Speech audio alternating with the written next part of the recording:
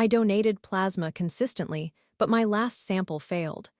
After weeks of messages, I learned they hadn't even tested it. For nearly a year, I have been donating plasma twice a week to earn some extra income. I have a stable job and sufficient funds to cover my bills, but the additional money I receive from my donations provides me with a little discretionary spending, which I incorporate into my monthly budget when managing my payments. I generally maintain a good relationship with the staff at the donation center, but a recent incident escalated, and I would appreciate some feedback on whether I was in the wrong. There is some necessary information to share, so please bear with me. Approximately every 4 to 6 months, they necessitate a sample to ensure you are still healthy enough to donate. I have a history of high cholesterol. If your levels are too elevated, the machine will stop the process and prevent you from completing your donation. I have become quite adept at understanding what I can and cannot consume before an appointment. It is crucial to eat beforehand, though, otherwise you risk passing out. Trust me on that one. Toward the end of January, I went straight from work to my donation appointment. Since I do not drive, I rely on public transportation, and missing the bus would result in tardiness, so I skipped my usual snack as I left home. Upon arriving at the shopping center where the donation site is located, I hurried into the grocery store and quickly picked up a sandwich from the cooler. It wasn't anything extravagant, simply turkey and cheddar, but it had the lowest fat and cholesterol content of the ready-to-eat options available. I consumed it rapidly and arrived at my appointment just in time. I had managed similar arrangements in the past without issues, so I expected everything would go smoothly. Unfortunately, I overlooked 2 key factors. First, I was due for my quarterly sample, which is more precise and has stricter tolerances than the donation machine. And second, cholesterol levels tend to spike significantly for 2 to 3 hours after eating. They collected the sample, I completed my donation, and since the machine did not emit any alerts, I thought everything was fine. However, this was not the case. A week later, I received a notification that my appointment that week was canceled. I did not receive any explanation, so I called the center to inquire. I did not get an answer, so I left a voicemail. When a week passed and the app still wouldn't allow me to schedule another donation, I called again, leaving yet another voicemail. After one more week and another voicemail without a response, I had missed out on several $100s of potential donations without understanding why. Eventually, I received an automated email stating that my deferral period had been lifted and I was welcome to return and donate. Fantastic. I was relieved that whatever the issue was had been resolved. I made an appointment in the app for my next day off and headed to the center.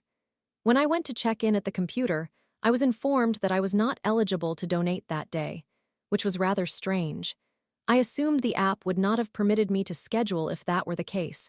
The intake staff member told me that I needed to speak with the nurse, so I took a seat as instructed. Around this time, I recalled that I was due for my annual physical, so I presumed that was the reason.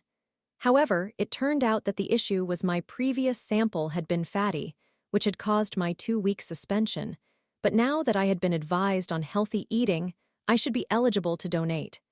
I was directed to check in once more. Back at the front computer, it once again indicated that I was ineligible and to consult the staff. This time, they examined my file more closely and informed me that I could only provide a sample today, and I would not be allowed to donate until I received clearance from that sample. Another week or 2 passed, meaning I would be losing around $500, which I could have planned for if I had been informed of this situation. The assistant manager, with whom I had previously spoken and had established a good rapport, expressed her apologies, but explained that her hands were tied due to regulations. However, someone would contact me once I was cleared to return. After a week with no communication, I left another 2 or 3 voicemails without any response. 2 more weeks passed with continued unanswered calls, and I had heard nothing from anyone at the center. By this point, I assumed that I must have received clearance, because surely the app would have blocked me if something were wrong. So, midway through the 3rd week, I made an appointment to get my physical completed and get back on track. I left work, hurried to the bus, and rushed to the center. This time, Nurse 1 explained that I had not had my sample taken during my last visit, which I knew was untrue. She called in Nurse 2 to check the screen, who stated, "Oh look, right there. It says not tested." They explained that this could indicate several issues, including the sample being lost, degraded, or delayed, among other possibilities. Paraphrased, as I cannot rely on my memory to quote verbatim due to my frustration. Me, okay, but why did nobody call me to inform me? Or respond to any of my calls? Nurse 2, oh, we don't check those voicemails. Me, pardon. Nurse 2, they're inundated with inquiries about basic donation questions, so we can't return them all. We're short-staffed and too busy. While I stood there in shock that she would say such a thing to me directly, Nurse 1 began questioning me about my diet. What do I typically eat? I was told I should be consuming only lean proteins for donation. Regardless of what I responded with, she seemed determined to criticize my choices or imply that I was at fault for the situation. For instance, she claimed I should be eating chicken. When I mentioned that I do eat chicken frequently, she pressed further to ask whether it is grilled or fried. Typically, it is seasoned and placed in the slow cooker with whatever vegetables, broth, or pasta we are using. This prompted her to declare, "Aha, pasta and rice, that's the issue." What does that even have to do with cholesterol? That's making assumptions about heavy creams and cheeses that, while we do use, are not frequent in my diet.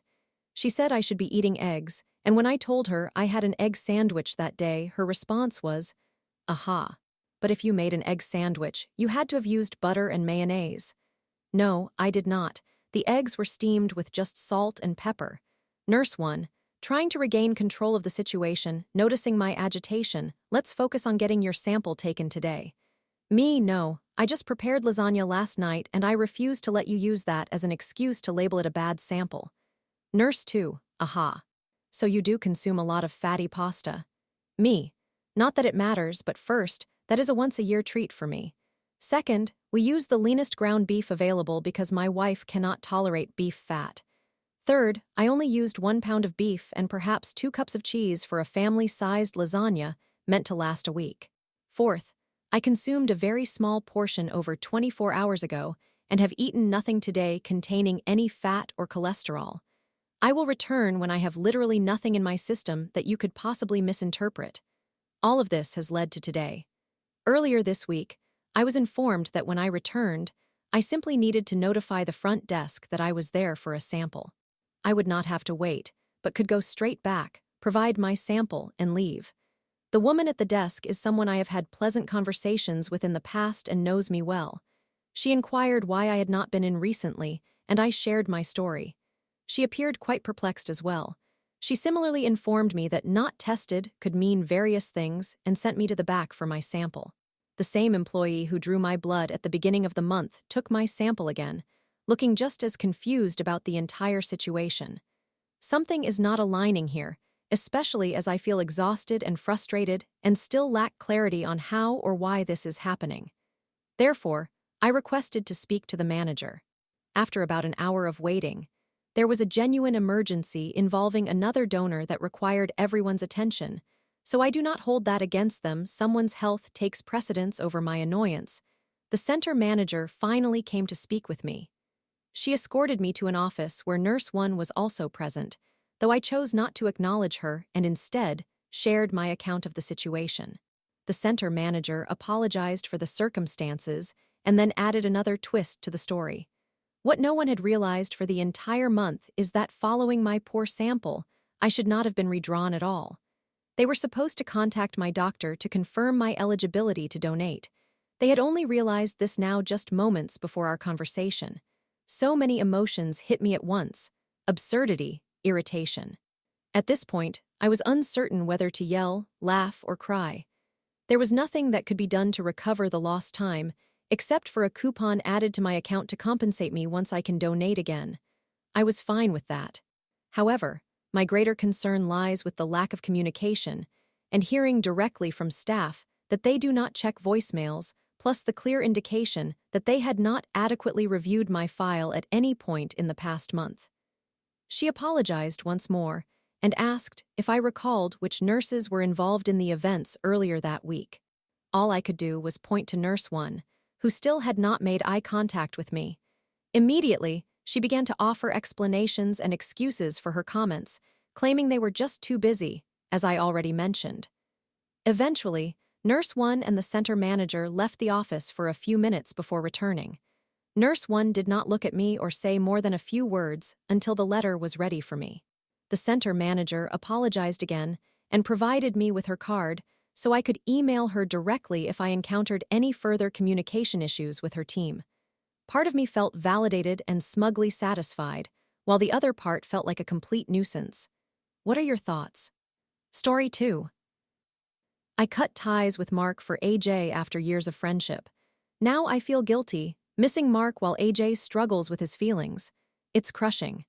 I am submitting anonymously, as I do not frequently use Reddit.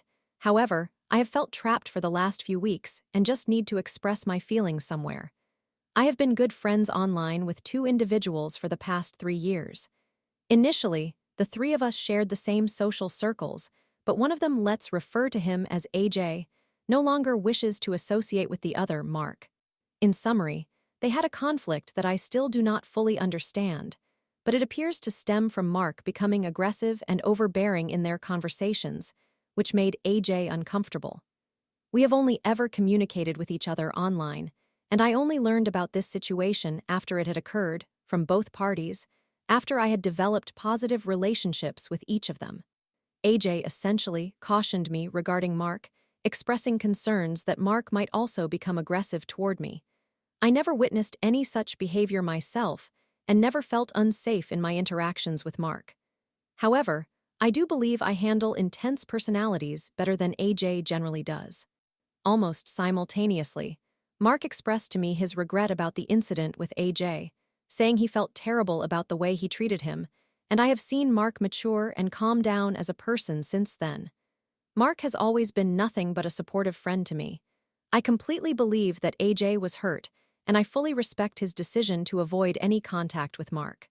I would never force AJ to engage with Mark, even though I have observed Mark become much more stable, as I respect that he made a mistake and severed that connection with AJ.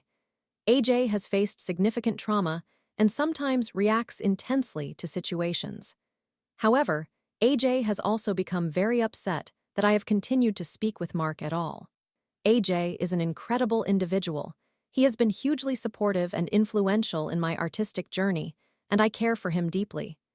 2 years ago, AJ had an outburst at me for maintaining any form of communication with Mark after he had been hurt, insisting that I cut all ties with Mark. It took me by surprise. However, AJ later apologized for his outburst, and I interpreted that as his recognition that he did not need to be concerned about my friendship with Mark, and that his feelings were driven by jealousy.